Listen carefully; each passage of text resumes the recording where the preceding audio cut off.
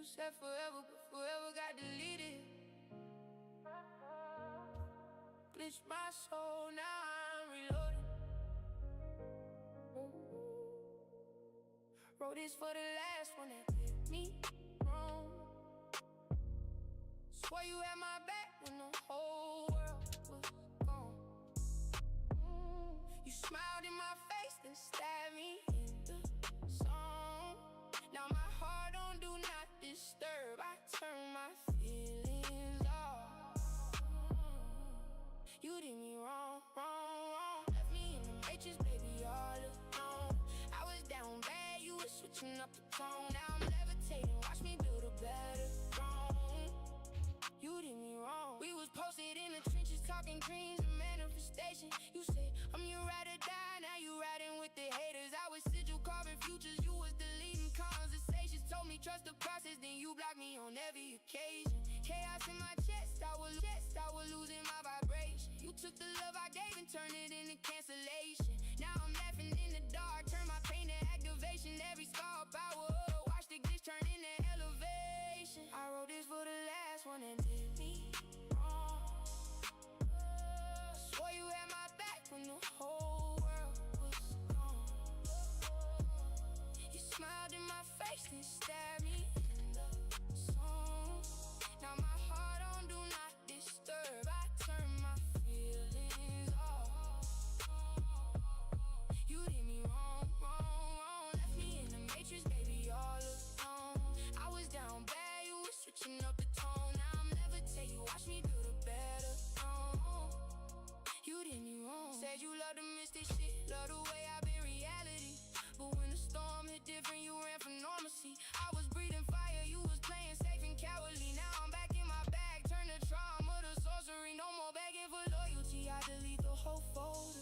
New old ex installed, baby, I'm feeling colder. You thought you broke me, nah, you just made me bolder. Chaos magic in my veins, I'm getting over you in folders. I hope you see me glowing, hope it hurts a little. Every time you scroll and see what you left in the middle. I ain't mad no more, I just leveled up the riddle. Thank you for the lesson, now I'm running up the middle.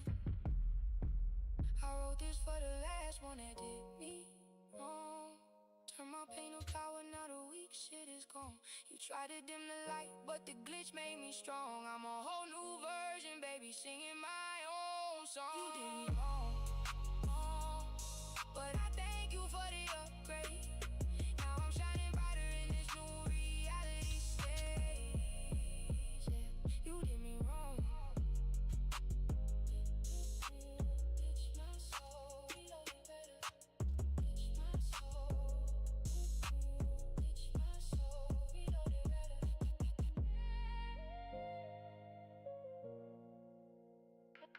My soul. Reloaded better.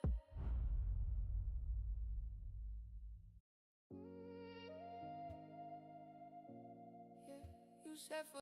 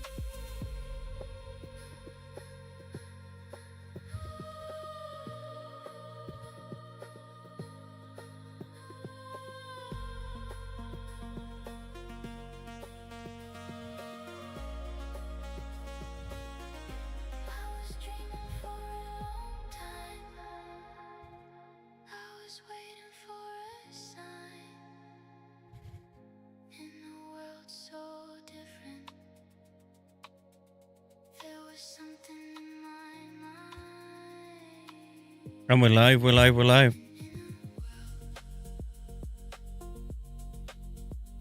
In a vision.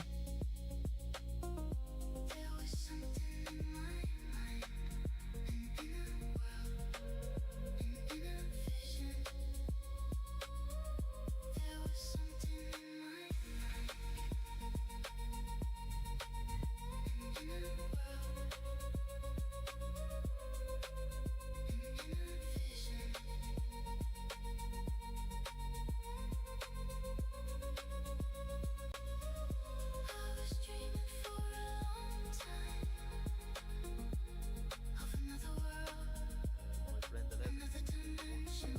Feel free to come in with any questions you like about the Syrian revolution, what happened in Syria and Iraq.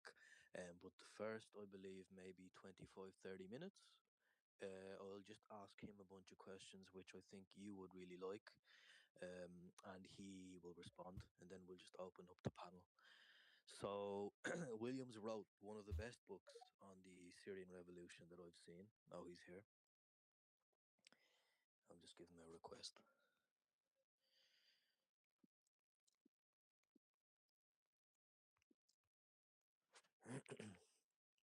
Yeah, William. So I've just given you a request to speak. Sorry, an invite to speak. You just have to click yes, and you can come up as a speaker.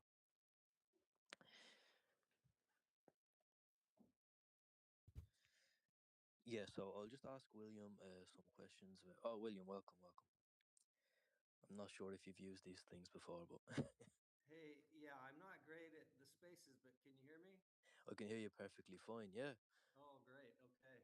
Yeah. Thanks for joining. So basically, my co-host is Mr. Genie, who has a YouTube account, and he posts different streaming, politics, spirituality, different things.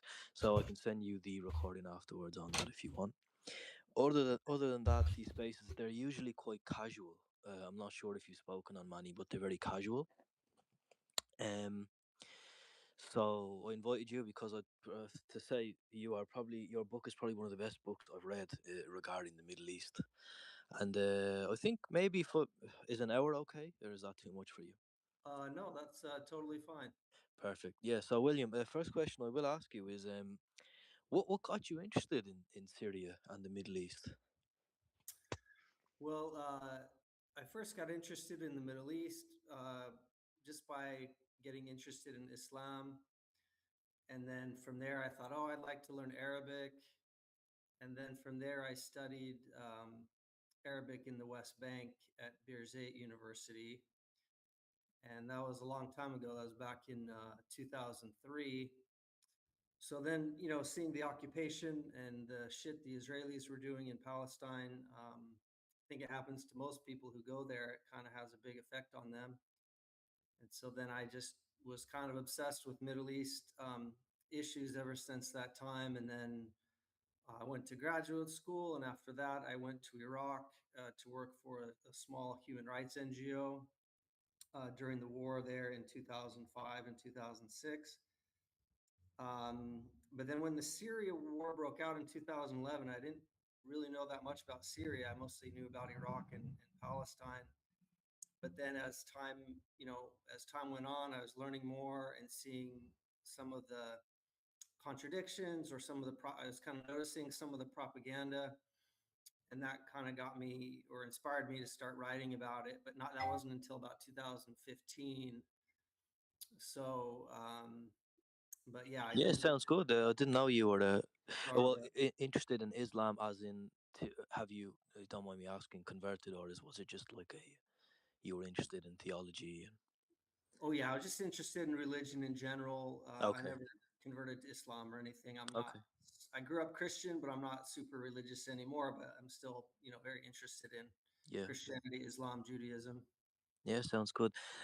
William, I had a debate with someone a few days ago on Syria, and so we've came to two conclusions, right? So he's a pro Jelani guy, and I basically asked him about if the revolution was organic or inorganic, and his conclusion was the very start of the revolution, 2011 time, where the graffiti incident happened in Dara, that was completely organic.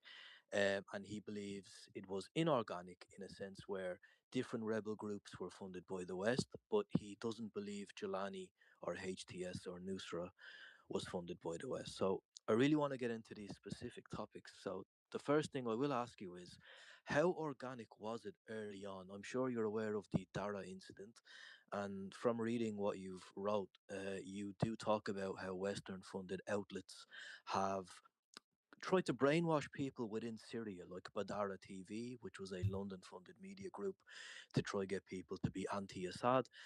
But how would this translate to how these uprisings happened, specifically the graffiti incident with the children? Yeah, well, I guess the first thing is to remember that going all the way back to the immediate aftermath of 9/11, there was the famous revelation by Wesley Clark, the former NATO chief, who said that colleagues of his in the Pentagon indicated that there was a plan after 9/11 to invade 7 countries in 5 years. And so that, of course, was the reason that Iraq was invaded. That was part of it. And then eventually they got to Syria. And more immediately, again, when the Arab Spring broke out in Tunisia, Egypt, and so on, you know, for outside observers, it certainly seemed all of those uprisings seemed spontaneous and grassroots.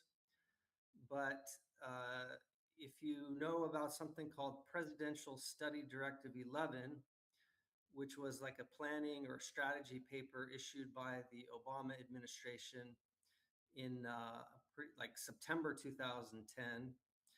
Basically, the State Department, Obama's administration, his direct people like the National Security Council, the CIA, um, they all got together and had this series of meetings to think about how can we transition these different governments in the Middle East from these kind of aging Arab authoritarian presidents, and they had a deliberate plan to replace those rulers, whether they were allied with the U.S. like Mubarak and Bin Ali, or whether they were enemies like Bashar al-Assad and Gaddafi.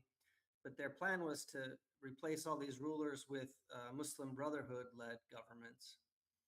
And so this whole thing was a Muslim Brotherhood-led operation in not only Syria but in also in Tunisia, Egypt, and so forth. And that was a U.S. policy. And so what you'll notice is that a lot of the activists who were organizing these protests in these different countries using Facebook, Twitter, and these kind of emerging new technologies, many of them had been trained in workshops by the US State Department with participation from Google, Facebook. Some of the workshops took place in Beirut, some of them took place in New York. But there were activists like from all these Arab countries who were trained and kind of put on the payroll. There's also a number of like kind of fake human rights organizations that were created so that once these activists tried to kick off these protests in the different countries, there were these various US and European funded human rights groups that could essentially comment on what was going on and tell everyone on CNN how evil these dictators were and how they're killing their own people.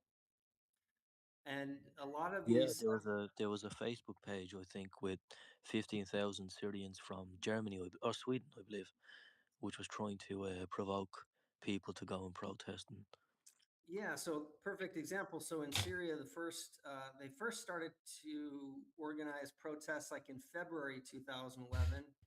And the first ones that really took off were like on March 15th and then March 18th in Deraa. And I'll talk about the kids in just a moment. But the Facebook page that organized most of that, it was called the Syrian Revolution 2011. And it was actually run by Muslim Brotherhood members in Sweden. So, these are indications that there were oh, really? outside. I thought these guys were just normal Swedish people. Sorry, Syrian diaspora. I didn't know they were the Muslim Brotherhood affiliated. Yeah, I mean, they were Syrian diaspora, but a specific kind. So that's an indication that these of the foreign influence. And in fact, one of the guys who did a lot of the training of these different Arab activists for the U.S. State Department, his name was Jacob Applebaum. And even though he was a close colleague of Julian Assange and worked for WikiLeaks, he also was on the payroll of the U.S. Military because he was working for the Tor project. And Tor was this basically kind of like this technology where you could browse the internet anonymously. And so if you're trying to bypass like internet blocks by a particular government or keep your communication secret, you could use this Tor browser. And Jacob Applebaum was working on that, and he was involved in, again, training all these Arab activists that ended up organizing many of these protests.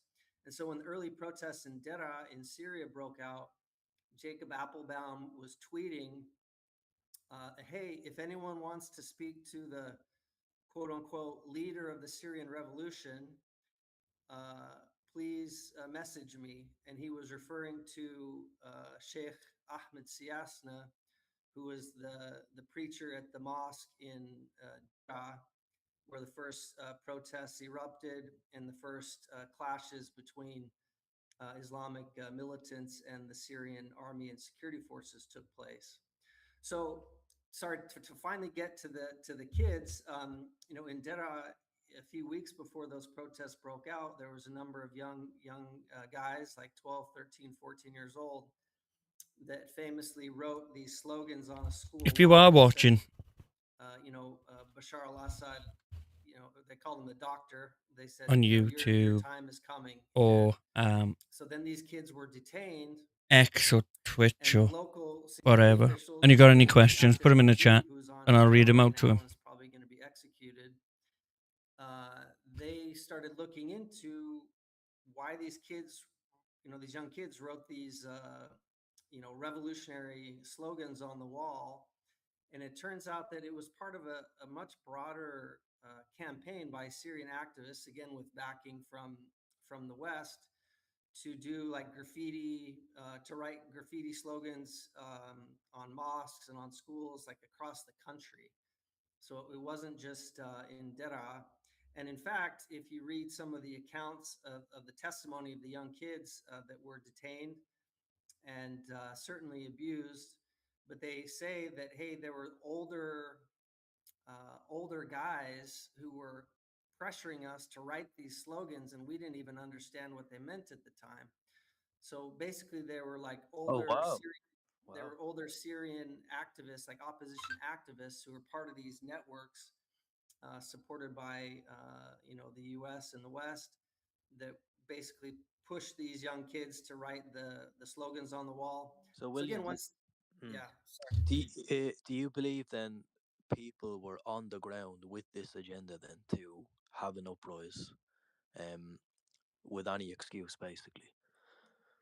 Oh yeah, for sure. Because the other part of it is that most of the protesters in Deraa, they were supporters of a particular Salafist sheikh named Mohammed Surur Zain al-Abidin, who was he was Saudi, or sorry, he was from southern Syria originally, but then he ended up living in the UK for like 20 years during the period of time when London was basically like the center of the global jihadist movement. So that might sound strange to people, but Yeah, like in Londonistan it was called, where they allowed extremists to operate all throughout London.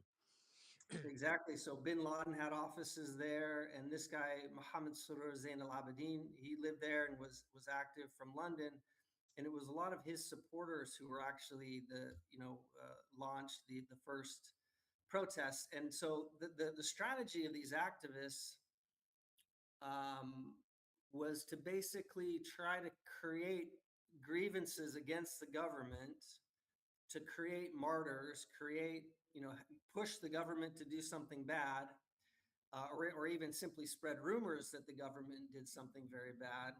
And then that, can make people angry, and then the whole thing can snowball. and a few protests can then, grow and grow and actually become a revolution.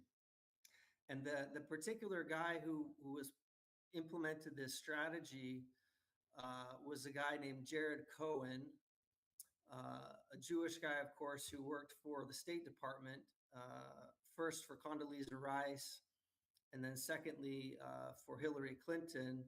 And he was the one, again, organizing a lot of these workshops and training these activists in Egypt, Syria, and elsewhere to use technologies like Facebook to organize protests. And he talked a lot about this, and he gave speeches later after the Arab Spring because he was proud of his role in sparking all these revolutions. And he talked about this strategy of creating a grievance and talking about how one small thing can kind of snowball into an entire revolution.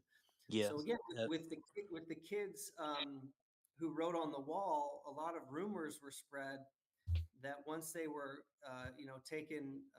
once they were detained by the political security, that supposedly their fingernails were ripped out, and that the Syrian security officers threatened to rape their mothers. And it turns out that those were just rumors. That those things never actually happened. But once the rumors spread, it makes people angry, especially in like tribal type societies, where if one member of the tribe is harmed by someone else, that creates an obligation by other members of the tribe to come to their aid. Yeah, I think that's William, something the guy I was debating brought up. He said these kids were essentially tortured, and when you look up sources, it's always like, oh no, this is a Russian source, this is a local jihadi source. Which source do you trust? What would be the best way to actually figure out whether this happened or it didn't happen? Well, the reason I say confidently that the idea that like their fingernails were ripped out was just a That's rumor, sad. and that the idea of their mothers being threatened with rape was just a rumor, was because a guy named Azmi Bashara wrote a detailed book about the Syrian Revolution, and he is actually worked for Al Jazeera. He's a Palestinian or an Arab Israeli who lives in Doha and was basically like a high official within Al Jazeera. And so he was totally opposed to Assad and supportive of the revolution. But in his book, he's the one who says that he had people on the ground investigating what happened. And he's one that says, look, these were just rumors. The other source is a journalist, an Australian, pretty sure she's Australian Syrian journalist named Rania Abu Zaid. And she also was with the so-called revolution. She was supportive of the revolution, and she reported from Syria for the first couple of years. And she was really well connected with like the so-called rebel groups. And her book, I'll look up the title real quick. I forget. Yeah, that's fine. We can look it up after. But her book, she says the same thing. She says that it was just rumors that the kids were tortured in Deraa. But again, it doesn't really matter if it happened or not. Once word spreads that happens, it makes people upset, and then they go protest. And then this is the other thing that happened, not only in Syria but also in Tunisia, also in Egypt, also in Libya, also in Yemen, and also in Ukraine later in 2014. During the Maidan protests that overthrew the President Yanukovych. But in all of these Arab Spring countries, in the early protests, not many people know this, but there were actually these kind of mysterious snipers who would appear at the protests and, blow the brains out of many of Yeah, the. there was in Egypt in the plaza. There were reports of during the protest there were snipers on different rooftops, but they were never identified apparently, and they were there to cause more chaos. Yeah, and what's crazy is that, of course, if there's protests and snipers killing people, people's first thought is going to be, oh, well, it must be the government killing the protesters, right? And so no one really looks into like who were these people really, and it's even hard to know, of course. But when you see the same pattern, like in Tunisia, where the snipers killed a bunch of people within just a couple of days, was in a town called Kasserine. And as soon as the snipers, killed, 20 or 30 protesters, again, putting bullets in the back of their heads oftentimes, um, that gave Obama, President Obama, the pretext to then suddenly say, oh, look, Bin Ali is killing his own people. He's illegitimate. He needs to go. And again, it makes people angry because they think the government's behind it. And so, the anger just snowballs. But, how could it be that the exact same pattern happened first in Tunisia and then just like clockwork, Yeah, uh, it's not organic. It's not the organic. phenomenon migrates then to Egypt and then to Libya and then to Yemen and then to Syria, and you see it in every place. Then, of course, you know that, look, this is an intelligence operation. William, so just sorry, everyone on the panel. I'm going to speak to William, get his take on different takes on things, and then I think after maybe 40 minutes, I'll open up the panel, and you can just ask him respectfully a question each that you have. So I know you're requesting to speak, but just hold off for a sec. William, I just want to go back to one guy you mentioned. You mentioned a guy called Jacob Applebound who said refer to Sheikh Ahmed Siaska. So sorry, I just didn't catch that bit. Who was this sheikh and what was Uh, his role? his name was Ahmed Siasna. He was blind. They call him the blind sheikh. And he was just the local imam at the Al Omari Mosque in Dera, where the first protests, like on March 18th, erupted. So Jacob Applebaum had a connection to him and was already in touch with him within days of these protests. And Jacob Applebaum, again, he's an American. Obviously, he's a Jewish guy, and worked closely with the U.S. government and the State Department, and worked up for the Tor project and for WikiLeaks. That's another topic we could get into. But again, that's just one of the many, many indications that there was, foreign involvement in these early protests. That, again, from the outset or from the outside, of course, they appear grassroots. And many of the people that go out and protest, of course, they just see that, oh, hey, these kids got tortured, or they think that, and then it makes people angry, and they go out and there are other reasons they to protest against the Assad government too. The government wasn't perfect, so many of the people don't really know, of course, who's actually organizing the protests or who's really trying to kick off all these events. They just see that protests are being organized, and so and they go out and participate. That's that's what I was trying to look up, William, just before the space on some kind of poll or survey, objectively demonstrating what percentage of Syrians at the time supported Assad, and I couldn't find like an actual number or I don't know if you know or if there's any information out there. I don't know if there's a reliable poll, but in the book, maybe I could pull it up. There was, I think it was even uh, Michael Ignatius from the Washington Post who wrote an article acknowledging that Assad was in fact quite popular. Immediately before the uprising. And part of it too is that people, if you think about the context, like after when the Syrian well, I'll call it a regime change operation, but revolution, whatever word you want to use for it. They had just seen what happened in Iraq next door, going back to 2003 and the terrible sectarian violence that hit Iraq in 2006, 2007. And so Syrians were, aware of that and very scared of it. So it's like when you see these things happening, um, you might say, hey, Assad is not maybe my favorite and I have issues with him, but that doesn't mean I want the government to fall, because what if Yeah, it's a understandable. sectarian war erupts here just like it did in Iraq? So that Yeah. example was like on people's mind. Yeah, that's a good way of putting it. One question I do have is what influence exactly did Iran have in Syria at the time, and did people have issue with this?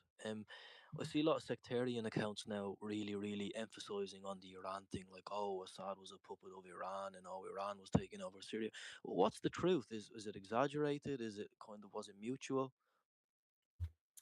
Well, they were they were certainly allies, Assad and Iran, but Iran didn't have nearly the type of presence in Syria that they, of course, had later on because um, once these protests broke out, which again were complemented by a deliberate armed insurgency involving Al Qaeda members from Iraq and from Lebanon. And I guess we should talk about that because it wasn't just a protest that the State Department and the CIA tried to spark. They also launched this Al Qaeda led insurgency at the exact same time. So the Syrian government was facing not only protests, but also an Al Qaeda led insurgency, like simultaneously. But you know, Iranian influence really, or sorry, the presence in the country expanded over time because as the situation got worse and worse for Assad, and these Al Qaeda and Salafist insurgents were flooding into the country and then recruiting local Syrians to fight against the Syrian army. That obviously put Iran in a position where they said, okay, well, we don't want Al Qaeda basically to overthrow Syria, and Syria is our ally, so we're going to now intervene. And so Iran's role grew over time in Syria, just like Russia's role grew over time.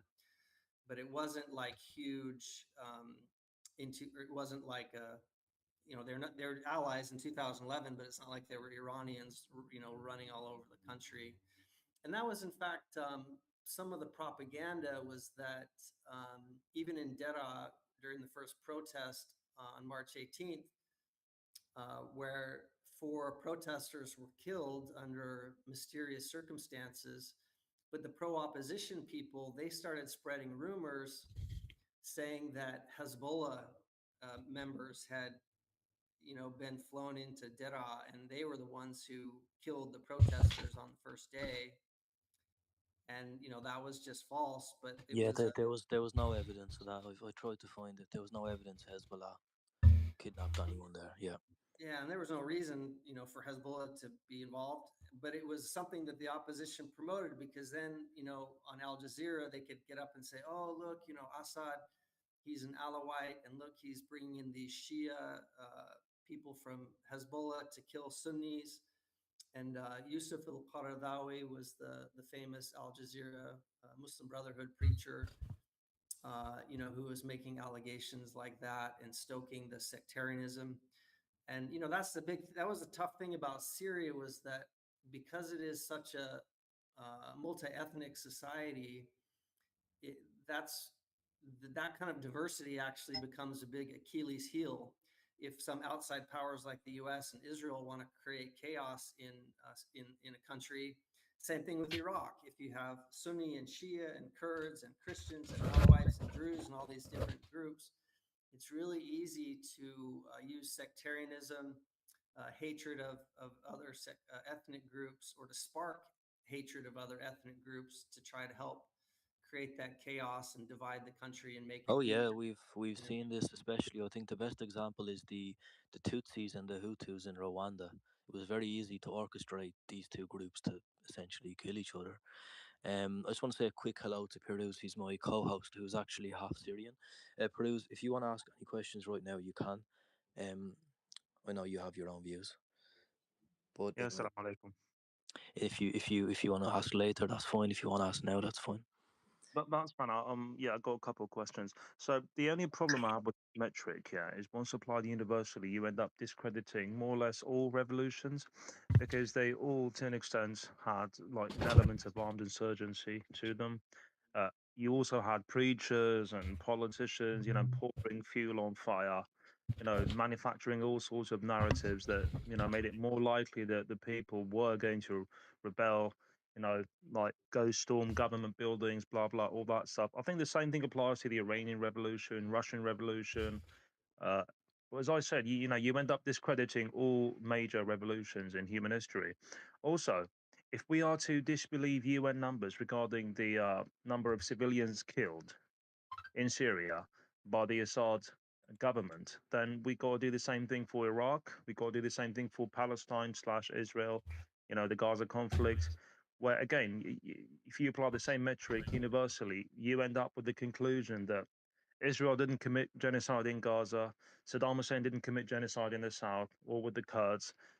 And yeah, Assad didn't commit, well, not genocide, but it basically didn't kill large numbers of Syrian people, Syrian civilians, not armed opposition figures or groups, but civilians in Syria. I see that as highly problematic. Like, where do you draw the line? Well, oh, that's a question for me, right? Yeah, yeah. So So, yeah, okay. Thanks, Peruz. Yep.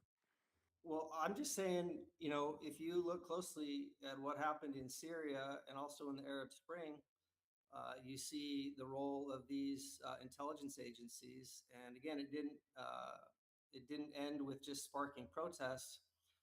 The U.S. released all these Islamic State leaders from prison in Buka in 2010. And all these guys went across the border to Syria, starting even in late 2010. These Islamic State guys were entering Syria, preparing to fight an insurgency against Assad in December-ish 2010, even before the protests broke out. Also, lots of Al Qaeda members from Fatah al-Islam from Lebanon across the border to Homs to start the insurgency there. So, think what I can't comment on every single revolution or every single war. All I can say is that, look, I looked very, very closely at what happened in Syria, and the evidence is there that the United States and Israel, kind of the same thing, basically. There's not much daylight between the two. They had this plan to overthrow these different governments, most importantly, the Syrian government, using the Muslim Brotherhood. And, in their own admissions and records, it's there. And regarding the casualties, is that 500,000 people were killed by Assad in the course of the war. Certainly, the Syrian government killed civilians. There's no denying that. But in every war, parties on both sides are going to kill some civilians. I'm not justifying it, but it's that's always happened. But it's not true that Assad killed all 500,000 people in the war. There was probably, based on numbers from the Syrian Observatory for Human Rights, Rani Abdul Rahman, there was probably around, if I remember, 150,000 soldiers from the Syrian army who were killed, and including then also members of like the National Defense Forces. So who was killing these people? They were being killed by, Al Qaeda dominated Yeah, insurgency it's that was it's heavily difficult. armed, was getting billions and billions of dollars Yeah, in weapons from the Gulf, from the Turks, obviously from the CIA, all these intelligence agencies working together. So the insurgents, they killed a lot of civilians too. They did a lot of massacres. They killed a lot of people. They had huge, huge amounts of explosives and bombs that they used to destroy large swaths of Syrian cities, just like, of course, the Syrian government destroyed a lot of places using air power, and of course, the Russians did too. mm, But it's just not true that Assad killed, 500,000 people. yeah, no, I fully agree with that. I don't think, obviously, opposition groups are bound to spice up these figures and put all the blame on Assad. There's no question about that. And there's no question about the fact that they were supported by Turkey, by the US, by Saudi Arabia, also to an extent Israel. I think a good case could be made for that. But I think that's only after the fact. And it's still a good argument to say that most civilians were killed by Assad and not by the opposition forces, simply because of the fact that they could never match Assad's firepower. yeah, Again, there's UN figures. Like, the opposition didn't have an air force that could level entire cities. Assad did have an air force that did, and in it fact, was the context of war as well is always going to skew, amplify numbers. Um, absolutely, absolutely. but no, thank you, William. I'm going to get into the nitty gritty now with the different groups. So FSA, Nusra, etc. You wrote really good information about the FSA essentially funneling weapons to Nusra. At many times, like Charles Lister, I'm sure you're aware, who said we have to fight with Nusra when they conquered Idlib or Aleppo. But am I right in saying FSA, the Free Syrian Army, was just a umbrella term, and some factions actually didn't like Nusra. They fought with Nusra. Then other factions helped Nusra. Is it complicated, or was it more straightforward? Well, no, that's true, and in fact, even like mainstream Syrian or mainstream analysts of the Syrian war who were pro-opposition, like Aaron Lund, for example, or Sam Hiller from the Century Foundation, they all acknowledge that basically the FSA was just a brand and it was just a way to funnel weapons to Al Qaeda, to Nusra. And, the FSA groups, all of the groups that fought under the FSA banner, again, outside observers kind of thought, oh, Free Syrian Army, that sounds pretty good. They must be secular, fighting for democracy. That was kind of the slogan. But again, if you just look in more detail, who were the early groups that comprised the FSA? Like in Douma and Ghouta in the Damascus suburbs, it was a group called Jaish al-Islam that was led by a Salafi preacher named Zahran Aloush. In Idlib, it was Suqur Sham. They were a Salafist group. And again, it's their own leaders of these armed groups acknowledged that they were Salafists. In Aleppo, it was Liwa Tawhid, um, which was also led, by a Salafist and openly acknowledged to be one. In Homs, it was Khata'ib al-Faruq, who was all, made up of Salafists. They got their funding from Gulf sheikhs, from Gulf religious movements. They openly acknowledged it. The founder of Khata'ib al-Faruq was a guy named Amjad Battar, and he was a Salafi. And they even acknowledged that their members were not defectors. They said, look, again, Rania Abu Zaid in her book, she talks a lot about this. She gets direct quotes from commanders of Farouk where they say, look, we're not defectors. We are a Salafist group. And they had guys with them that had fought with Zarqawi in Iraq, and they didn't even try to hide it. But then you had these like few defected officers in Turkey that were just kind of hanging out in the CIA and MIT operations rooms, who would issue press releases about things happening on the ground. This battle, this happened, etc. And they were just basically learning it from the media themselves and had no information because it was the Salafist groups on the ground that just adopted the FSA brand basically so that they could be Yeah, you recipients of all these weapons from the foreign intelligence agencies. yeah, you've given a lot of examples, especially I've seen your articles on the Libertarian Institute, which by the way is Scott Horton the head of the Libertarian Institute? Yeah. Uh-huh. Yeah. Yeah, I've seen your. But the question is, when people say to me like, "Oh, how can well, you've proven that the FSA have, they were channeling weapons to Nusra. But when people say the FSA fought Nusra as well, what specific faction are they talking about? Like, was this kind of infighting over maybe ego, or how did those play out, if you know of any?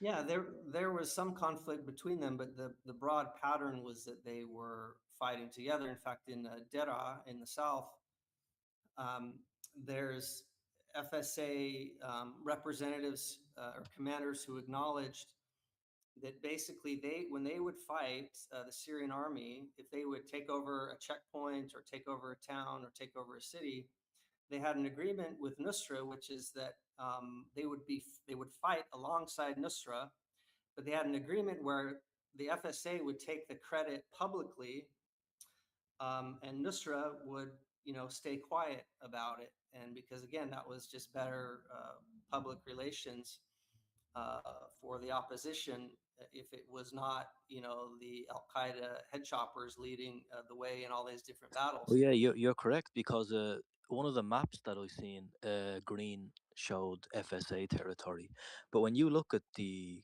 wherever it was highlighted green and it was FSA, it was mainly Nusra kind of military who were patrolling the area, which was Yeah, some. and so to give you a few more examples, for example, in Aleppo, like I said, there was a group called Liwa Tawhid, led by a guy named Haji Maria, who was from a small town out of Aleppo city in the countryside.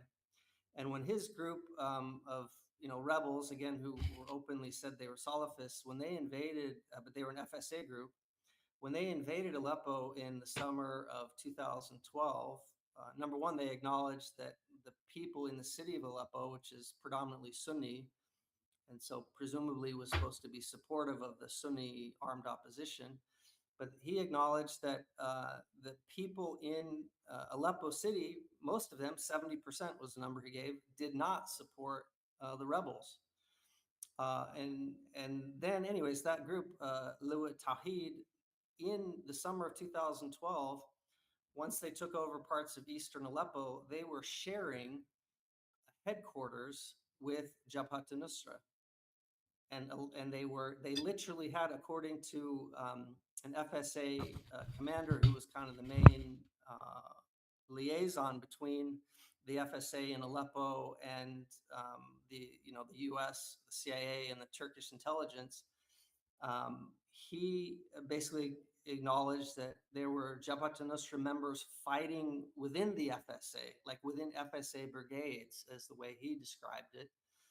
And so again, the collaboration was just really, really close. And in Aleppo, that was most famously illustrated in the Battle of the Manag Air Base, which is just outside of Aleppo city. It's in the Aleppo countryside.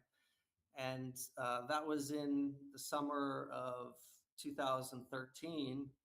And this FSA commander, who would speak with the U.S. ambassador, Robert Ford, by phone regularly, he was, appeared in this video next to an ISIS member named Abu Jandal. And he basically thanked ISIS for helping the FSA capture this airbase in the Aleppo countryside. So there's all this collaboration. Another example is when Raqqa fell. So this was in March of 2013, and when Raqqa fell to the opposition, the Syrian National Council, like the political Syrian opposition group based abroad, that was supposed to be like the interim government that would take over once Assad fell.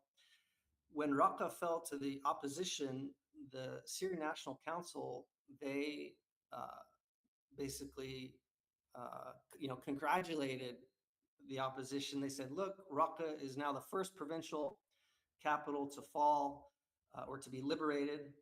And, this is going to usher in this golden age, for Syrians and the Syrian revolution. But literally within 3 weeks, there were black flags of Nusra flying and people being executed in the streets.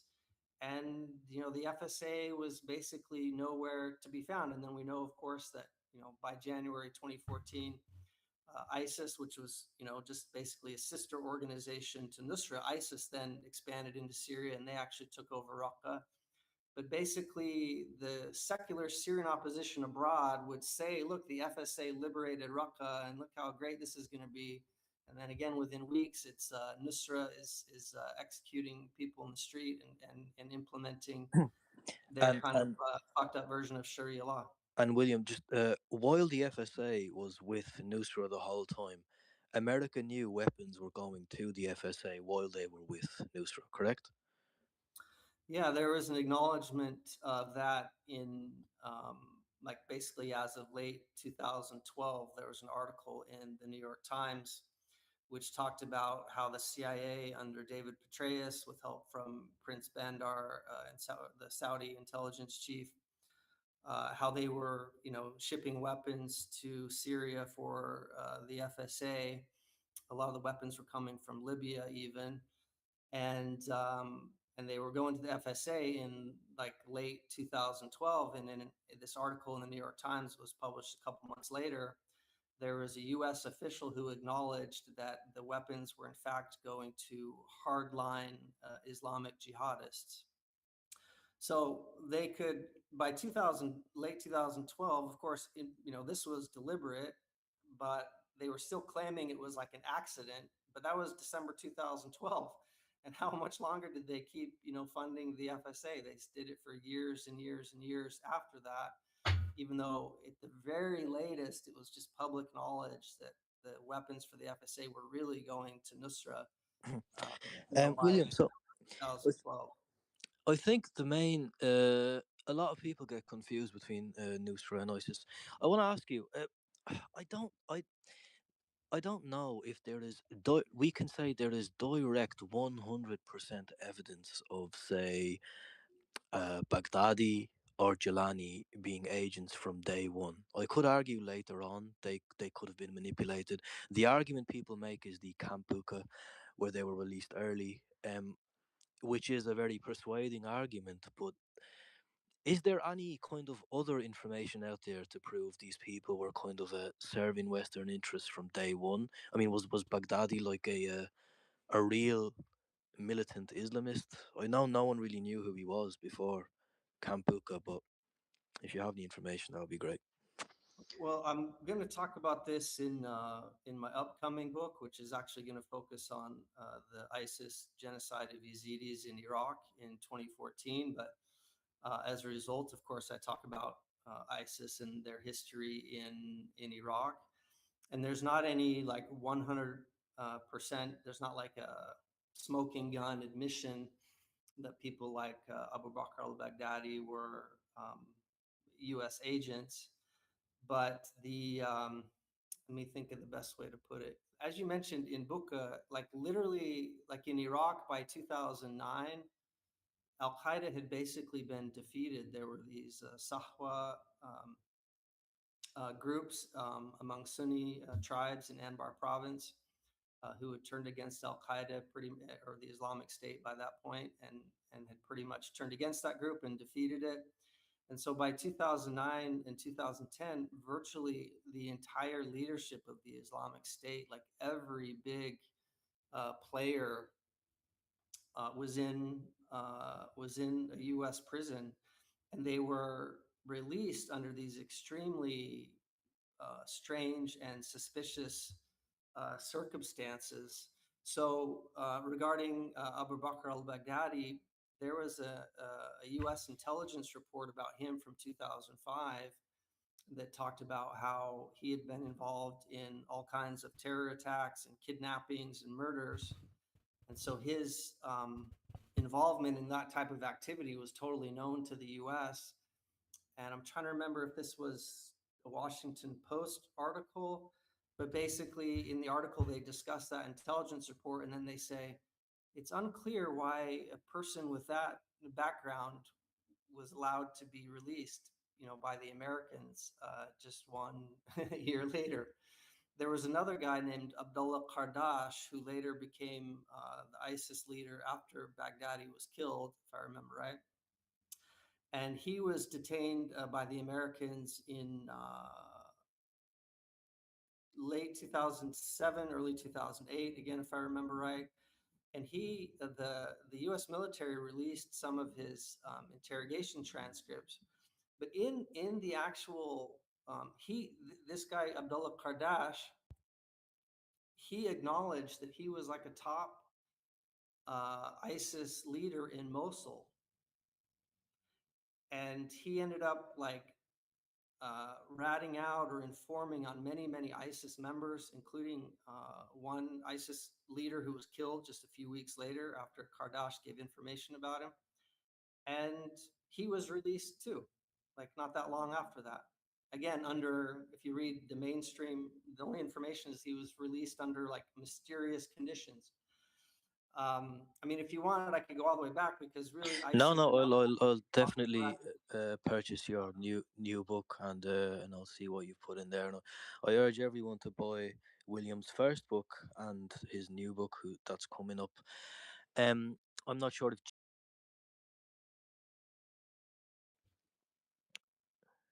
if not, then yeah, I can go further. Uh, so the relationship, William, between Nusra and ISIS, it's a strange one because it seems they've collaborated a few times together, but then it seems they've fought each other a few times. From my analysis, correct me if I'm wrong, is different commanders probably serve different interests. Like we have reports of them meeting Turkish commanders from the MIT. We have reports of them meeting Israelis across the border.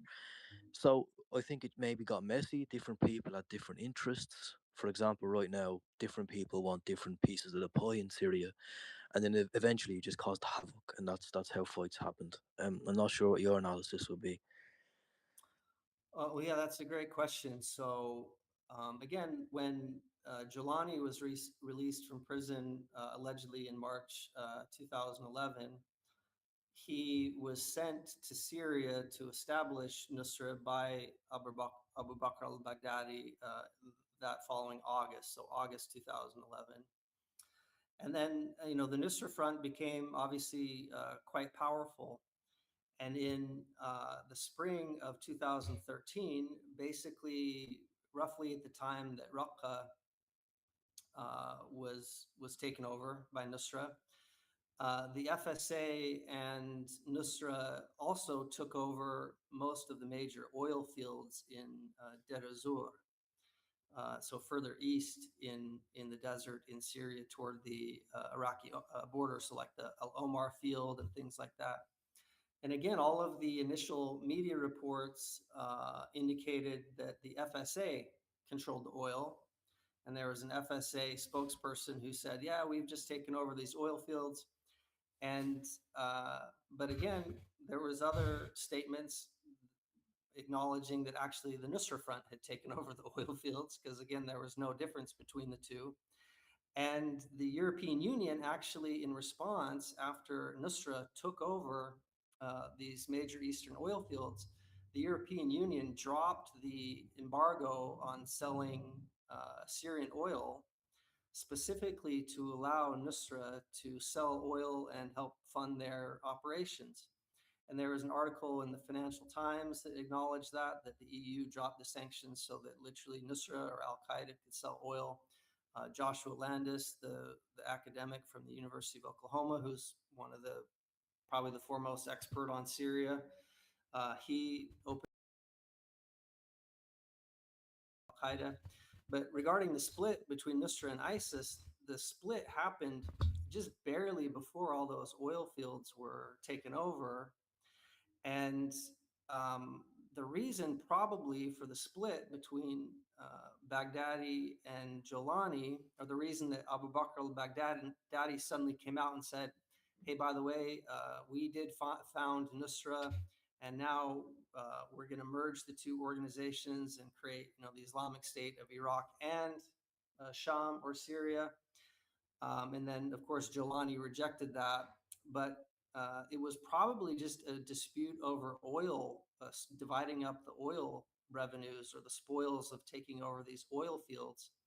And that's, the timing would suggest that, but also that's likely because there was an American journalist named Theo Padnos who wrote a really interesting book because he was trying to be like an independent journalist, a freelance journalist. And so he crossed the border from Turkey into Syria with the help of some FSA guys in 2012. And the FSA guys, as soon as they crossed the border, they immediately kidnapped him, and then they handed him over to the Nusra Front. So then he was held captive by the Nusra Front, including at the Aleppo Eye Hospital, which was where Nusra shared headquarters with the Free Syrian Army group, Liwa Tawhid, that I mentioned earlier.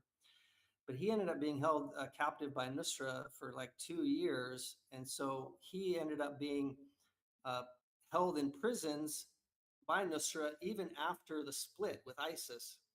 So towards the end of the time he was held captive, there were ISIS members who had been captured by Nusra who were being put in the cells with him. And he was fluent in Arabic. He had learned it in Yemen before he went to Syria. And so he could talk to these guys, and they told him a number of important things.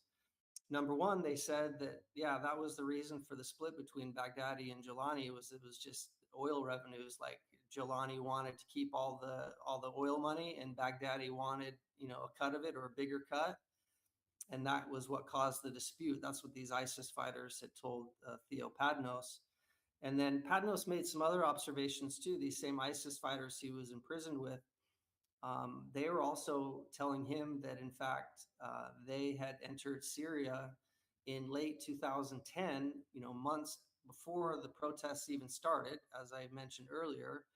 And they said, people think that this revolution started with these kids riding on the wall in Deraa, but we are the ones who started the revolution in Deir ez-Zor. And they said, and they boasted or they bragged that they were preparing for that, to launch this insurgency. Oh wow! Even So the Iraq. ISIS, are you saying ISIS was on the ground pre 2011 in Syria? Yeah, 2010. That's what these Okay. guys said. And again, these guys were all released from the prisons in Buka, and then in my opinion, the U.S. just sent them across the border to Syria for their next operation. Interesting. No, yeah, I've learned a lot. Peruse, Jeannie, if you want to ask any questions, I think we might open up the Q&A in maybe 10 minutes or so. Yeah, I've got one question. Do you think Uh, do you Right, think yeah, I think that was really useful. I like this critique of the Syrian revolution slash Syrian civil war. I think it's important that we do critique what happened during the past 15 years. And yeah, I want to thank William for doing that. That being said, I would ask the same question. What is an organic revolution? Do we have real life examples, historical examples of organic revolutions? And what is the metric? And where do you draw the line between revolution and a foreign sponsored civil war? That's all I want to say. Thank you. I think it's a Yeah, fair question, but I think yeah. on the topic of Syria specifically, yeah, I mean, William, if you want to answer, you can, but Oh it's well, again, I would just say, if you see and document specific plans by really powerful, well-funded governments and powerful intelligence agencies saying that they are going to, start an insurgency and spark protests, and there's literal like documents indicating that they themselves release that that's what they're going to do. I think that you have to take that. You have to consider that a major factor in what happened. And the thing is, when the war was going on, again, when I started writing a lot about it in like 2015, 2016, there would be like really like the pro opposition people would say things like, you're not respecting the agent, or you're denying the agency of Syrians by saying that the CIA was involved. They said it was like a conspiracy theory, and they would say this was all done by Syrians, and how dare you claim that there was a role of the intelligence agencies. I mean, that was kind of the rhetoric on the part of the opposition people, and the rhetoric on the part of the opposition people was, oh, all of the jihadists, they're actually supported by Bashar, and we hate them, and they're against the revolution. Again, even though all of the FSA groups were Salafist. Um, and so I just don't think I just think you can't look at any conflict and like discount or ignore the role of such powerful forces. And when you're a Syrian, look, if you're living in Damascus, if you're living in Douma, if you're living in Medan, where early protests were, if you're living in any of these places, in Homs, and you're going to the mosque, and someone is saying, hey, let's go protest, and then you go out to a protest, and all of a sudden there's bullets flying, and people are being shot in the head and being killed. It's If you're just a regular Syrian person witnessing these events and even participating in them, how can you even understand or perceive that there were these really powerful outside forces that are in fact involved in shaping the events? I mean, there's just, for someone on the ground that's witnessing things firsthand, it's really hard to even perceive that. But again, as years go by and the acknowledgments come out on the part of the people who actually plan this stuff, that's when you can, start putting the pieces of the puzzle together and realize how big of an effect these outside intelligence agencies had. Again, it's just the weapons that came in. In fact, this is a big aspect of it.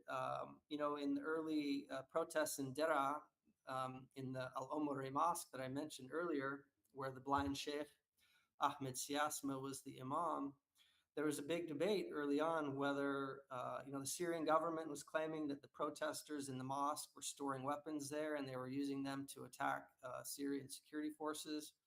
And that's why Assad sent, soldiers into Dera. The opposition people said, "Oh, he's just sending the army in to murder peaceful protesters. There's no violent resistance." But later on, a former Saudi general who was extremely influential, he was like an advisor to like the Supreme Saudi Security Council that ran Saudi foreign policy. He was an advisor to them for 20 years. And he later came out and said, yeah, there were weapons in the Al Omari Mosque because Saudi intelligence was providing them. So again, if you're just in Dera and going to a protest and you go out and you see people getting killed, how would you ever know that Saudi intelligence is like, shaping events by flooding, giving weapons to the Salafist supporters of this guy, Mohammed Surur Zain al-Abidin? William, just quickly, sorry, before we go to Jeannie, what interest does Saudi have or did have in the revolution? What was their main gain? Well, I mean, they were kind of part of the broader coalition with the United States, with Israel, and with Turkey. And, everyone kind of had a way to benefit from toppling the Syrian government, making it weaker. But I would argue that it was mostly the Saudis were kind of doing it and the Qataris also at the behest of the US and Israel. In fact, the Saudi Emir, the Qatari Emir, I forget his name, but he gave a famous interview in Al Arabiya where he came out and said, look, we Qatari intelligence. And Jassim, the guy in the Epstein files as well. Oh, okay, thank you. And he said that I think he gave out like a crazy number, like $1 trillion. I don't know, it's too big probably to be true, but he basically said, look, the Americans and the Saudis gave us the Syrian file and told us to arm these groups, and we spent huge amounts of money to do it. And the reason he said that is he was kind of pissed off because later the Saudis, accused the Qataris of supporting terrorism, and there was the blockade of Qatar, and their relations kind of collapsed. But he came out and said, look, they are the ones that told us to do it. And if you look back on, Saudi involvement in supporting the Mujahideen in Afghanistan, um, giving weapons to people like Abdullah Azam and things like that, it was like U.S. officials, CIA director, I think William Casey, traveled to Riyadh and met with Prince Faisal of Turkey and basically said, look, we want to fund an insurgency against the Soviets in Afghanistan. Can you help us? And Turkey said, okay, well, for every $1 billion you guys give, we'll match it with $1 billion. But the initiative came from the U.S. And in fact, CIA officers during the Mujahideen period, they literally referred to that war and that insurgency as our jihad. The CIA officers called it their own jihad. Oh, really? And the Israelis were supplying weapons to the Mujahideen. They would claim that they were like weapons captured from the PLO in Lebanon and then passed on to the Mujahideen. But really, the Israelis were just manufacturing them in their own factories. And so again, if you go back to the Mujahideen period in Afghanistan, if you're just some guy who's been told like, okay, Islam demands that you fight the atheist communist Russians, and you believe in the cause, how in the world are you going to know that at the end of the day you're actually being, supported by the CIA and the weapon in your literal hand was manufactured by Israel? There's just no way. But again, how do you discount the role of the intelligence agencies in the Afghan war? And the same thing, how do you discount or dismiss it in the Syria war, which is exactly It's the what the same with opposition supporters Bosnia. were doing? Same Same thing in with Bosnia. Bosnia. Yeah. No, thank you. Yeah, you really elaborated on that really well. Jeannie, I believe your hand was up if you want to ask Yeah, anything. I just wanted to ask, do you think that the original goal of the West was achieved? Jeannie's not there. Kim, go ahead, Kim. Thank you. Thanks, William, for being here. It's really, I think, one thing that's worth noting on the Muslim Brotherhood situation. Yes, of course, they were the ultimate tool at the time, preaching, and they were recruiting people from the region to go and fight in Syria. But what was really interesting at the time is that they were actually countering the Arab Spring in certain countries, particularly the monarchies. In Jordan, they operated as a controlled opposition. In Bahrain, they completely allied with the state when people were being killed in Bahrain. So it's just something worth noting is that they weren't supporting quote unquote revolutions across the board. It was always where the U.S. interest lies. And the other thing, Tom, you asked. Sorry, but I know William, you answered a part of that, but you asked about what the Saudi interest is. It's just similar to what the U.S. interest is, essentially in the region. Free market. One of the first things that Jolani said in December 2024 is that the new Syria is going to be open to the free market, etc. All of that. William, what I was always really fascinated with was the MI6 operation. That was the White Helmets and the impact that actually had on everywhere, and just the suspicious story of the White Helmets guy. I'd love if you could tell us more about that whole situation, if possible. Yeah, just quickly before he does, Peruse, are you aware of the white helmets? I'm not sure if I told you about this before, but it's really interesting. Yeah, go ahead, William. Sure, yeah. So the White Helmets were ostensibly like a rescue organization on the opposition side. So if there was a building that was bombed, they would say that they would go to the building and rescue people from under the rubble. And there just ended up being people started to get suspicious of them because there were lots and lots of cases where they seemed to make fabricated videos where they were rescuing people, but it seemed to be staged. But it was good, propaganda to make the Syrian government and the Russian government, after they intervened, to look very bad, for bombing areas that were, occupied and held by Nusra. But then to say, look, the Syrian government, they're just killing civilians. They're not actually fighting anyone. But then if you look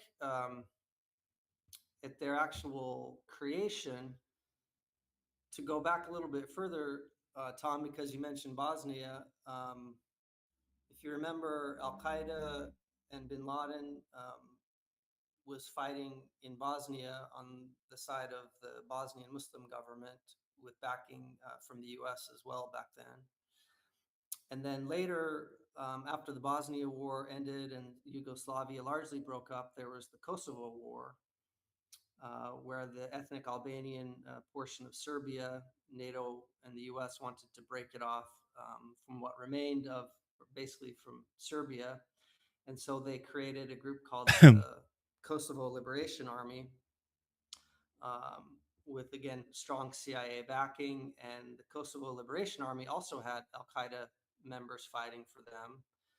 And for example, Ayman Zawahiri, his brother Mohammed Zawahiri, was running training camps just across the border in Albania. And they would send these fighters, Al Qaeda guys, across the border to help, fight alongside NATO and KLA in Kosovo against Serbia.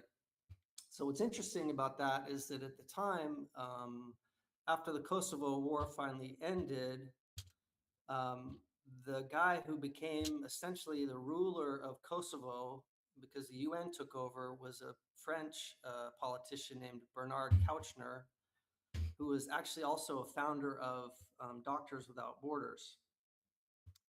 And Bernard Kouchner, who was Jewish and a Zionist, he um, was very closely related or connected to the leaders of the KLA, and they all, it's pretty clear the KLA was trafficking organs at the time. So they would kidnap Serbs, take them across the border into Albania, do these makeshift surgeries, take out their organs, kill the person, and then send the organs on a plane really quick to Istanbul, where there are these kind of Israeli-run organ trafficking networks that would sell the organs for, illegal transplants and things like that. Well, this So, this actually happened with William. oh, Sorry to just interrupt. I might touch on this later, depending how much you have. But I seen reports from Vanessa Beeley that the White Helmets were participating in organ trafficking. yeah, so that's what I'm going to get to, because at the time that Bernard Kouchner, there was a lot of allegations that he was involved in helping the KLA with the organ trafficking. One of the people who worked for him at the UN, when he was basically the governor of Kosovo, was a former British soldier and probably member of British intelligence named James Le Mesurier. And so that was, back in 1998 in Kosovo. This guy, James Le Mesurier, was working for Bernard Kouchner. So then if you fast forward to the Syria war breaks out in 2011, about a year later, the UK Foreign Commonwealth Office earmarked funding for the same guy, James Le Mesurier, to create, this emergency rescue group called the White Helmets. And they finally, I think, started being active closer to late 2013.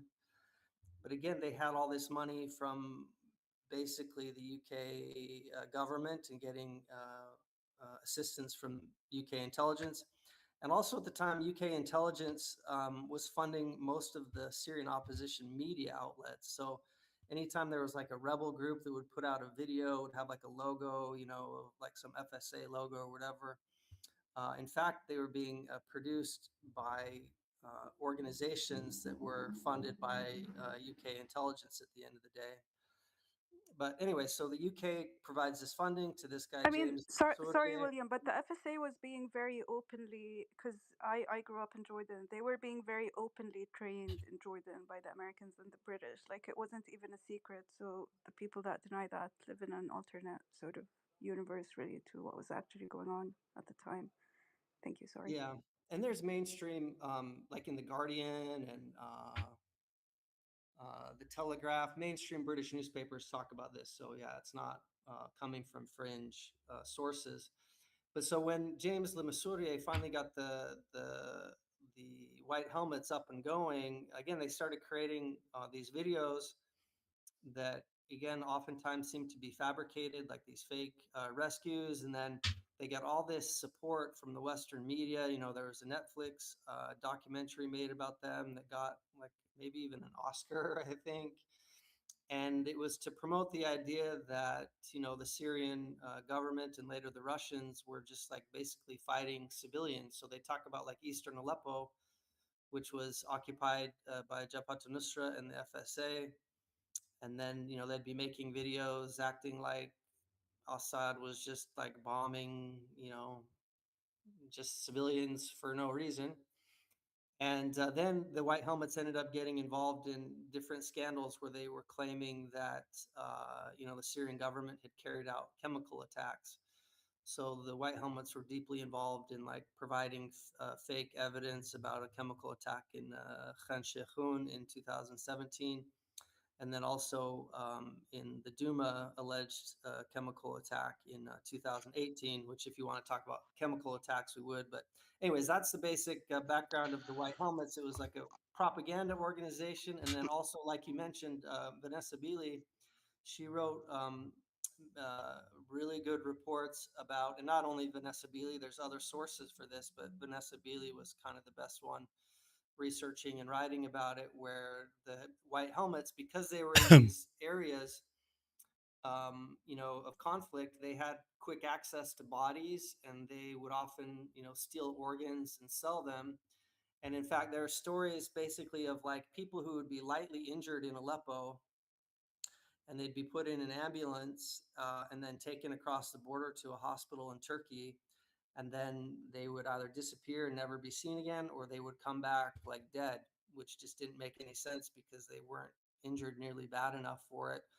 Um, Anyways, if people are interested in that topic, for the actual evidence of what I'm talking about, you could read my book because I wrote about it, or you can just look up Vanessa's Yeah. book. So William, where can they buy your book, just to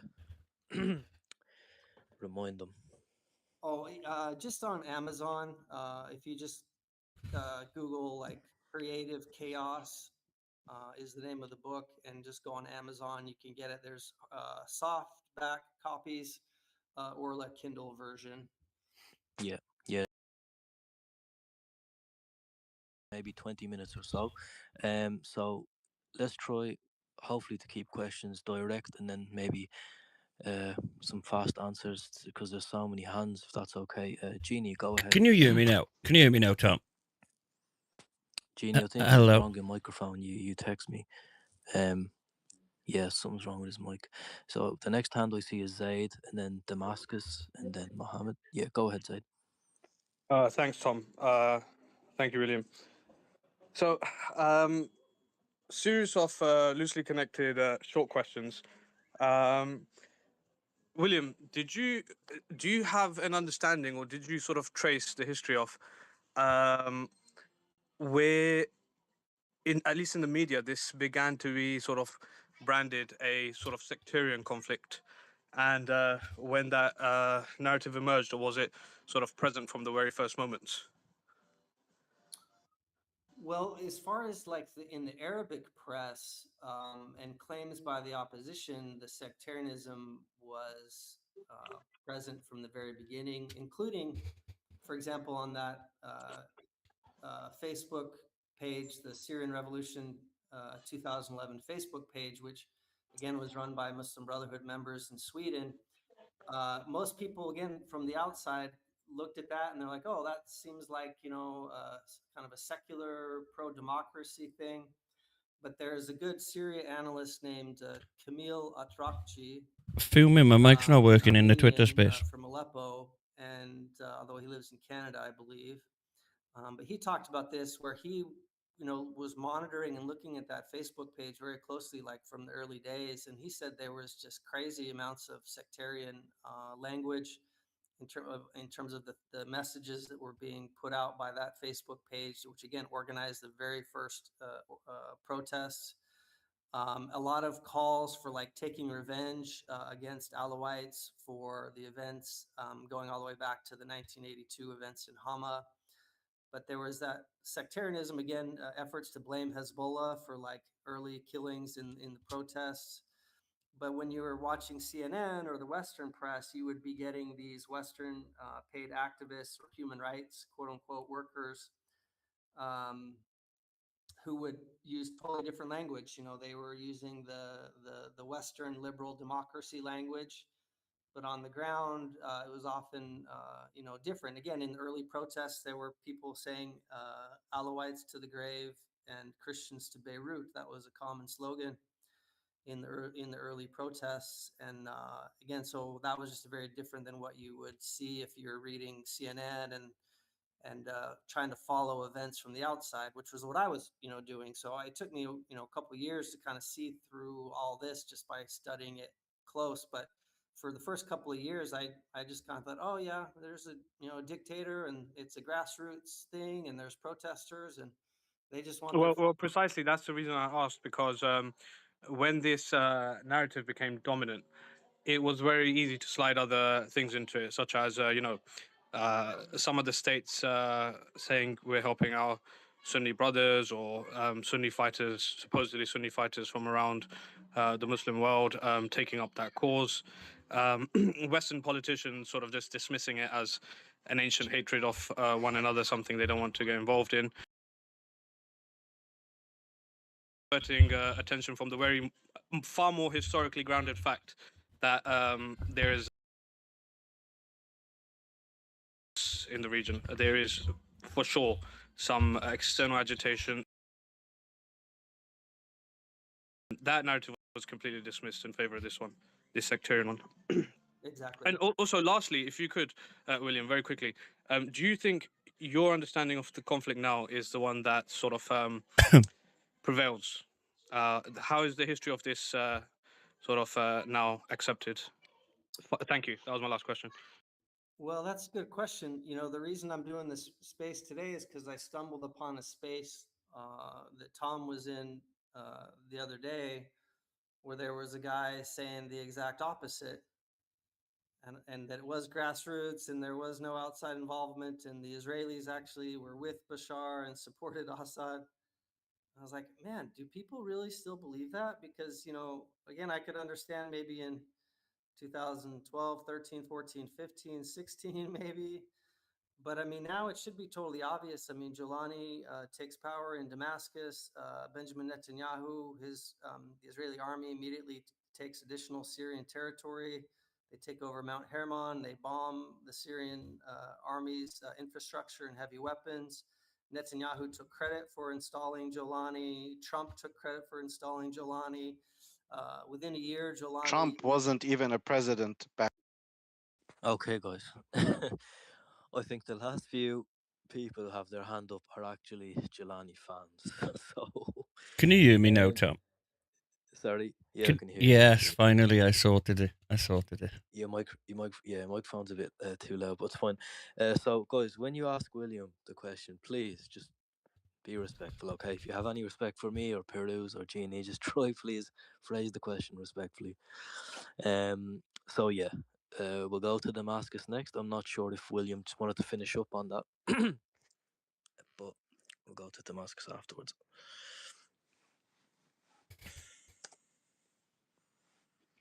Are you done, William?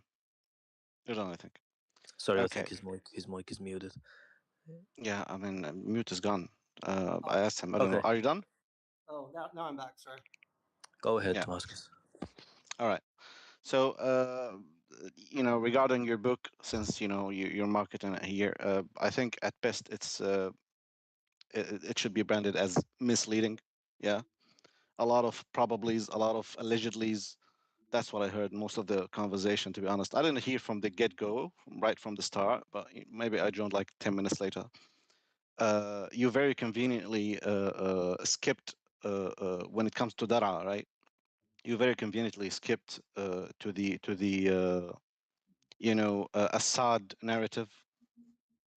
You skipped the fact that Atif Najib killed Hamza al-Khatib and tortured many other kids, teenagers. You just very conveniently skipped that part of the story and went to the, they probably had weapons in the mosque. But let's skip the part where they killed kids. It was inorganic because they had weapons. Let's very conveniently skip the parts where they, murdered Hamza al-Khatib and pulled the fingernails and tortured the other kids. Yeah, very misleading and very disingenuous. Now let me continue. Damascene, Let me you can continue. leave Can a you? review on Amazon, by the way. Can we get to the Yes. question though? Can we get to a question for William? That's the whole point. And you coming up to ask a Yeah. question. And Damascus, with all due respect, if you haven't read the book, the sources are all in there. It's full of sources, and I do suggest people to read it, whether you are a Jelani fan, an Assad fan, a neutral Westerner who just wants to get educated. It's good to know the sources he listed and what was explained. But yeah, I suppose you want him to respond to what you said. Allow him to do that, and then you can have the second question. Right? Let's just keep this simple. So William, the floor is yours, and then Damascus, I'll give you only you the because you done a space with me the other day, the opportunity to ask the second one. The rest of you will just have one question. Okay, go ahead, William. You can respond to what he said about Dara. Oh, sure. Well, again, maybe you came to the space a little bit late because I talked a lot about the kids and the fingernails and the torture and Atif Najib. Hamza Khatib is in my opinion, it's unclear how he was killed, and you can read my book if you'd like the evidence for that. Um, but again, I just addressed that earlier in the space. And, if people don't believe what I'm saying, that's totally fine.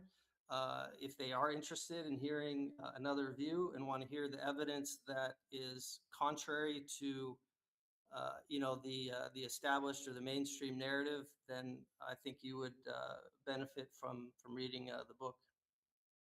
Perfect. Yes, Damascus, you can ask your second question. All right, all right. How long did you live in Syria, William? I have a few questions. Oh, I No, no, haven't just lived. one question, please. Just one question, No, I Damascus. have a few short questions. I have to end this quickly in like 10, 15 minutes. Just please. Yeah, we will end it. We will end it. It's just short few questions, bro. Okay, How just long answer. did you live in Syria, William? Oh, I haven't lived in Syria. Oh, Okay. I see. So your sources are all from headlines and articles, right? No, I have a lot of Syrian friends. I speak to many, many Syrians, and that's combined with also, books, articles, Arabic books, English books.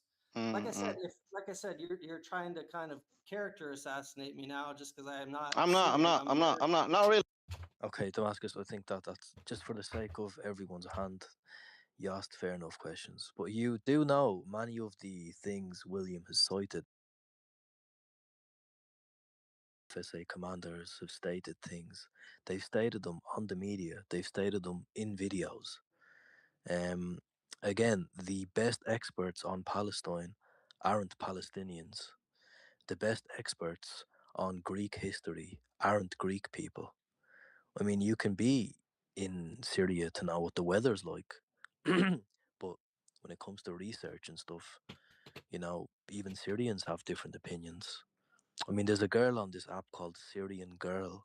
I've never spoke to her, but she's from Syria and she has different opinions to you. So I think you shouldn't assassinate. And again, I do recommend everyone to buy his book, guys. Just take the emotion out of this. Just talk objectively. You don't. Doesn't need to be anything personal. Okay. So now I will go to Peruz. I believe Peruz's hand was up. Go on, Peruz. Can I ask my question a sec, Yeah. Tom? Sorry. Yeah. Go ahead. Yeah. William, I just wanted to ask, do you think the West completed its objectives with all these wars? Do you think they completed their objectives, or do you think it was just a total mess? Wait, I couldn't really hear too well. Do I think the West was what? Do He you, said, "Do you think the West completed their objective with Syria?" Oh, yes. I mean, Jelani is the president, and he visited the White House, maybe a year later. He's had a sit down with David Petraeus, the old CIA director, who was responsible for sending all the weapons to Jelani back in 2011, 2012, 2013. And Jelani and Petraeus in New York, they had a nice sit down, and it looked like Jelani was Petraeus's long lost son. That's how well they got along. So yeah, I definitely think that they achieved their objective. Again, it was really Israeli driven, but using the U.S. And the idea was to weaken Syria, to destroy the Syrian Arab army, um, and divide the country up into weak, separate pieces. That was the Israeli objective in both Iraq and Syria going back a long time. All the way back to the 1982 Yannan plan, if people are familiar with that. And I think they were very successful. I mean, even today, for a long time, there was the Kurdish area in the northeast that was under U.S. control, and then there was Nusra up in Idlib. And then, now that Jolani is there, they don't really need to keep the country as divided, although the Druze are largely, separate from Syria now and Sweda. The Kurds still have some autonomy in the northeast. Turkey is controlling the north. We'll see what happens in Latakia, but yeah, I think that the U.S. and Israel were very successful with their objective. Don't forget the jump shot at the CIA headquarters, William. Yeah, exactly. William, you know what I don't understand? And I apologize for the gentleman being rude towards you. Oh, Is that's okay. I don't mind. it's in the Middle East, especially in places like, Saudi Arabia, for example, Egypt. People get tortured very frequently. People get jailed very often for no reason sometimes. Most of the time, I would say. A guy got jailed in Saudi Arabia for questioning the economics of why the government was spending so much on failed projects. But no one seems to give them the same blame as they do to people like Bashar al Assad. And I'd like to know why you think that is. Well, again, human rights violations can be used for political reasons. And that's why groups like Amnesty International exist, Human Rights Watch. Um, why was Amnesty International talking about Gaddafi in 2011? Why were they saying that his troops were given Viagra, or that he had African mercenaries taking Viagra to rape, pro-opposition women?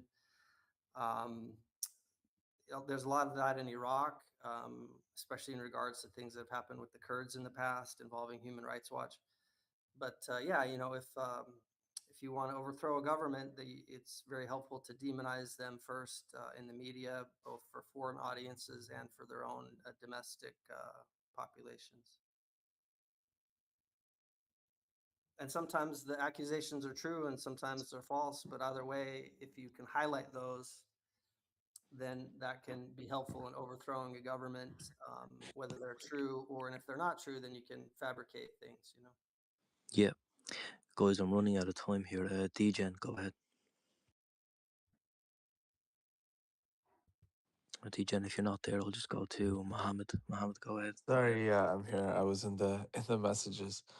Um, Asking as a third party, Tom, this question is kind of for you. You said whether you're a Jalani fan, whether you're a Bashar fan, or whether you're a third party in the West, unrelated looking at it. How about just what if you're not a Westerner with mainstream Western views and whatever kind of slop that you're fed out there? What if you're just a Muslim trying to make sense of this stuff? Over here in your panel, I've been listening for quite a while. You've had speak their perspective, and I respect it. I don't know much to make an opinion about any of it, so I respect listening to it. But I would appreciate to listen to the other side of it. I don't think it's very as clear as Jolani or Assad versus Jolani. I think there's another perspective, a more rational Muslim perspective that doesn't condone killing of innocents, but that also does support defending of oneself. So, is there a perspective or a narrative like that around, or is it just two extremes that we have to battle with? Well, in my opinion, I don't think William is quote unquote pro Assad. I think he's just giving a neutral view based on facts and sources. I So feel in the previous space you were more willing to be more a bit more critical of Assad. I think William has grossly failed to do that here, but maybe he could change that. the difference is, since the last space, I've done 12 hours of research myself, and a lot of things make sense. I mean, what he's saying about the white helmets faking the chemical attacks in Ghouta, I believe, is 100% true, and it's documented. And you can look it up yourself, and if you want, I can message it to you. So the facts are the facts, and the truth is the truth. Um, there's only one truth. So if that was your question, that's okay. No, no. I'm gonna. What is that truth? I'm asking you. Is it one extreme or the other extreme? So do we have to be? So am I No, correct you to don't have to understand that support you've them. done your research now and your team Assad? Is that correct? No, Oh no. Okay. Can you clarify your position? What exactly is your position here? I think the revolution was inorganic. Okay. That's my position. Thank you. Who was next? Sorry, Genie Produce. It was Abbas Saeed, Mohammed, and then Asma. All right, go ahead. Hey guys, thank you all. Thank you, Tom, for giving me the opportunity, and thank you, William, for hosting this space. Just a quick one. Some of these pro new regime folks in this space were saying that, you didn't mention the kids, Hamza Khatib, and the rest. Of course, we have mentioned them. And also, William has mentioned all the atrocities committed by the Assad regime in his book. I would really recommend the guys please first read the book and then make your opinion. You might not agree with everything, but he specifically mentions all of this in the first chapter and in the last chapter of all the atrocities and the first person point of view he took from the Syrians when he was visited there.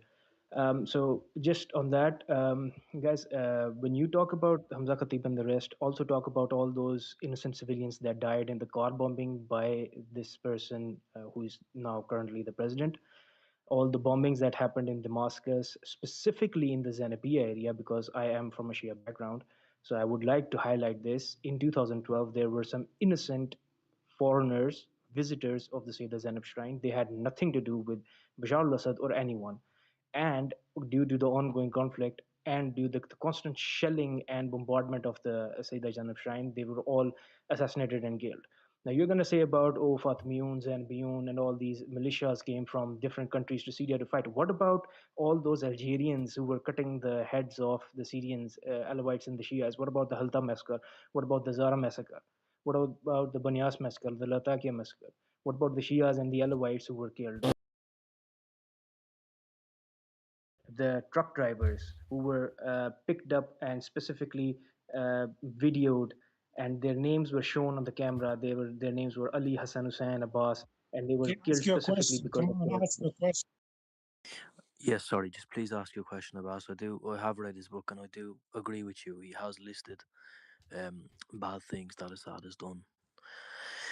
So you can just phrase your question to William or a comment or anything you like. Sorry, I got a little bit emotional about this. So yeah, my question was, William, you mentioned in the Don't put book yourself. actually the uh, you actually mentioned in the book that there was a propaganda that Assad actually created ISIS and he created all these radical groups and he took them out of the jail and he put them on the street so he could he could point the finger and say that these organic revolutionaries, they are actually radical salafists or whatever. Today, since this new regime came in and they've been spreading this propaganda, they are actually uh, venerating all these Zahran Aloush and Hassan Aboud and all the ex-ISIS Syrian members. So my question is, can you explain a little bit more about what is this? Because this propaganda is that Assad and Iran, they created ISIS and they trained ISIS, even though there's like it's a very stupid kind of an idea, but there's a lot of propaganda done specifically by the Syrian government at the moment and by some other Arab media as well regarding this. And there are like it's coming into mainstream now as well. And some women like Yvonne Ridley, and they're doing these podcasts and they're saying that ISIS soldiers were actually trained by the IRGC. Can you elaborate more on that? Because I think this was not covered at length in the book. Thank you. Oh, sure. So maybe one way to think about it is that when Nusra did the first suicide bombing in Damascus in late 2011, it was before they had even announced their existence.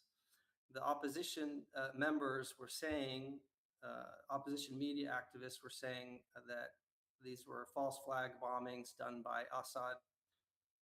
And that was the narrative around Jabhat al-Nusra when it first emerged. They announced their existence in February 2012, even though they had been active, previously in the months previous. But they finally announced their presence publicly, and that was what the secular opposition media people would say back then was, "Oh, Jolani is working for Assad. Assad created him." And then, just a year later, in December 2012, when the US came out and designated Nusra as a terrorist organization, which again wasn't really a sincere thing. They kind of did that as part of their game to even bother to, announce them as a terrorist group. But all of a sudden, all of the opposition people, all of the armed groups on the ground started holding big demonstrations in support of Nusra. They would hold up banners that would say, "We are all Jabhat Nusra, Kulana Jabhat Nusra." That was the slogan of these protests that they did in support of Jolani, to say that they were angry that the U.S. had you know, designated them as a terrorist group. The other example is of Zahran Aloush, who was one of the guys that was released from Sednaya in the early months of the protests, under pressure from the opposition. The Zahran Aloush went on to create one of the biggest, most powerful armed groups, Jaish al-Islam, which was based in Ghouta and in the Damascus suburbs. And they are the ones who helped carry out the false flag chemical attack in August 2013. But again, he was an open Salafist, and he would say things like, we want to kill all the Alawites. And allegedly, these are the people that the secular opposition said they didn't want. They said these are people are being supported by Assad to ruin the revolution. But then when Zahran Aloush was killed in a Russian airstrike in 2015, there was all the opposition people mourned him. And they were saying, oh, he was like, the bedrock of the revolution. And we can't believe Zahran Aloush has been killed. And they were super sad about it. I mean, the other thing, too, is how many of these opposition people who claimed that Jolani was being supported by Assad, or that ISIS was being supported by Assad, how many of them were actually upset once Jolani actually took power in December 2024?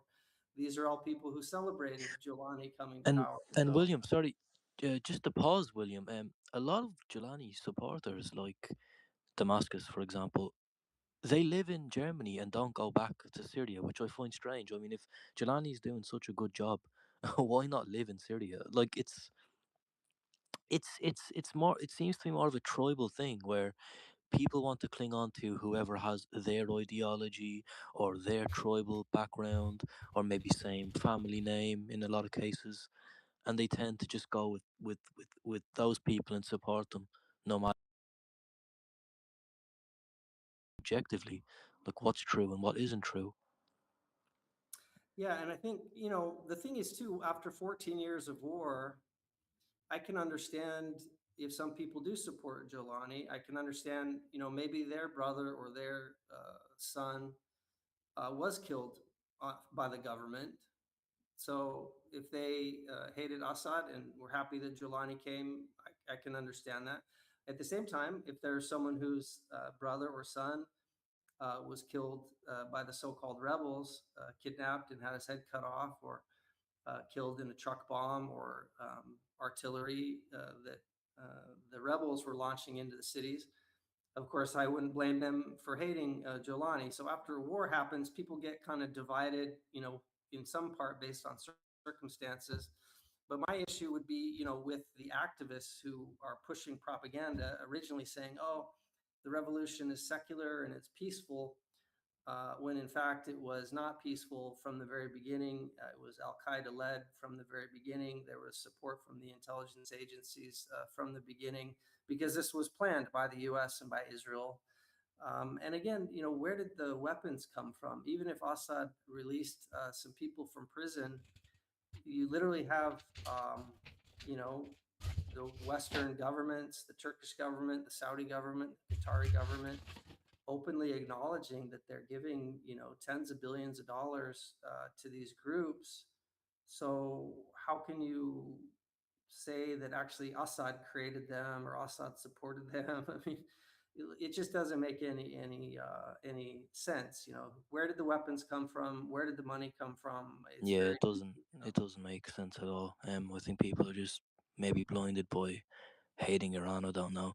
But just before we go to Mohammed, William, uh, what was the so let's say these different groups were kind of organized chaos. You get ISIS in a group, they take over, the SDF then takes over, then American military bases end up taking over, as you point out. But why have that? So like, why have Nusra, for example, control an oil field, and then later on ISIS controls the oil field?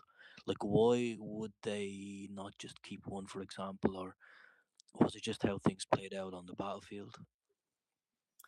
Well, it could be a bit of both. It's hard exactly to say, but there definitely was. Again, it's getting back into the Iraqi side of things, where there definitely was a push um, to have ISIS become powerful and to take over large swaths of Iraq. And in fact, there was this Defense Intelligence Agency, U.S. Defense Intelligence Agency document from August of 2012 that talked about how the international powers that were supporting the opposition, so obviously the US, the Gulf, Turkey, this Defense Intelligence Agency document indicates that those regional and Western powers wanted the creation of a Salafist principality in Western uh, Iraq and Eastern Syria. And that again was in August of 2012, and almost exactly 2 years later, in Mosul in June 2014 is when Abu Bakr al-Baghdadi got up.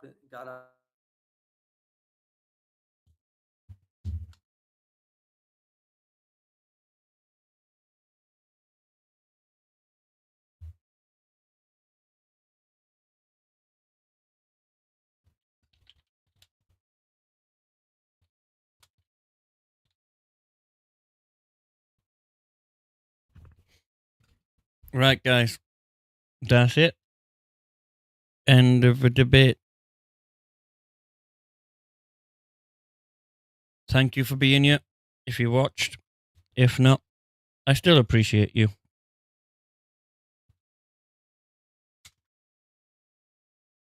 Let's close it down with a song, is it?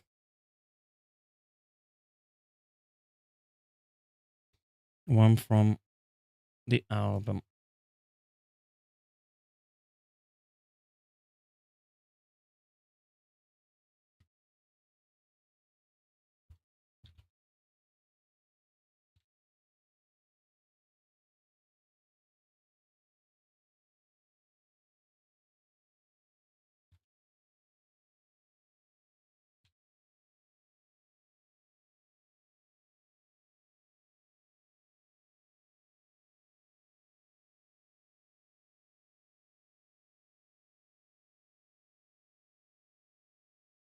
We go with this.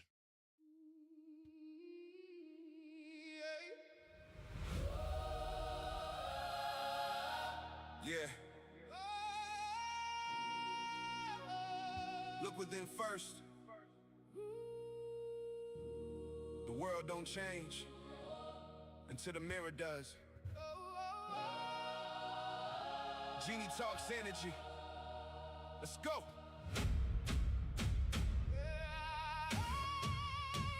Yeah.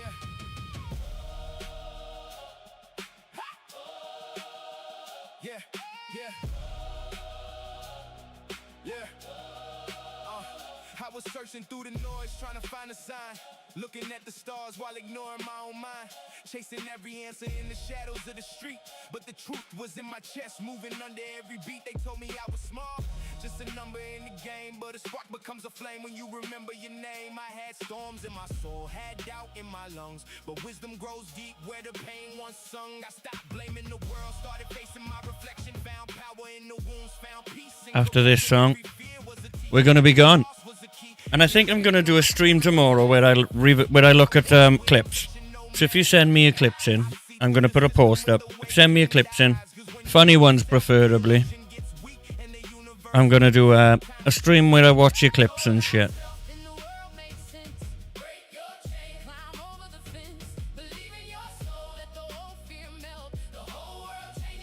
Know thyself.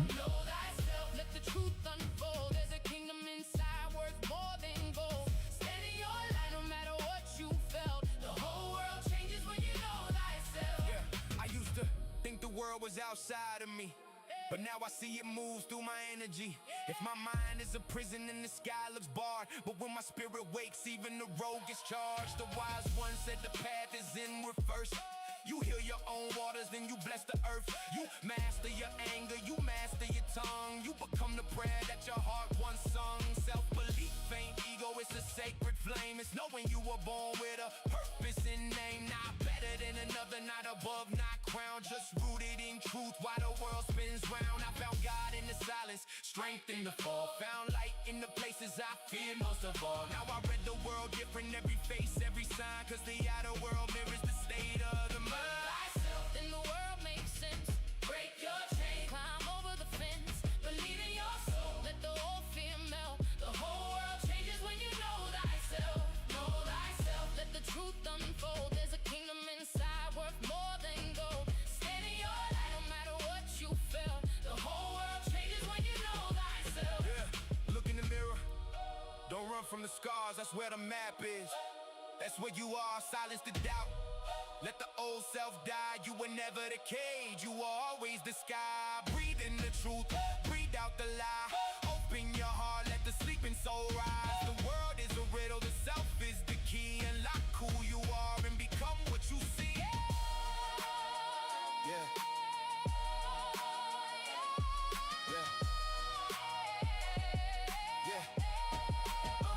Now I move like a signal through the glitch in the smoke.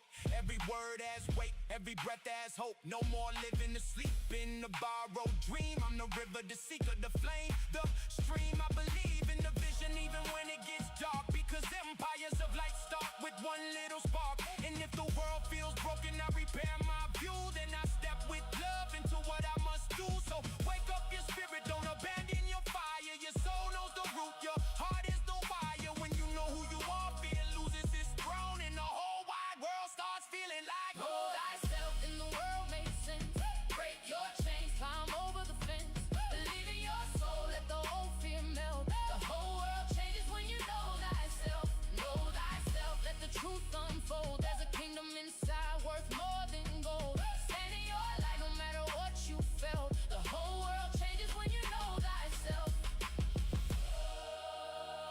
the mirror is the doorway, the soul is the map. Know yourself, and the world reveals itself.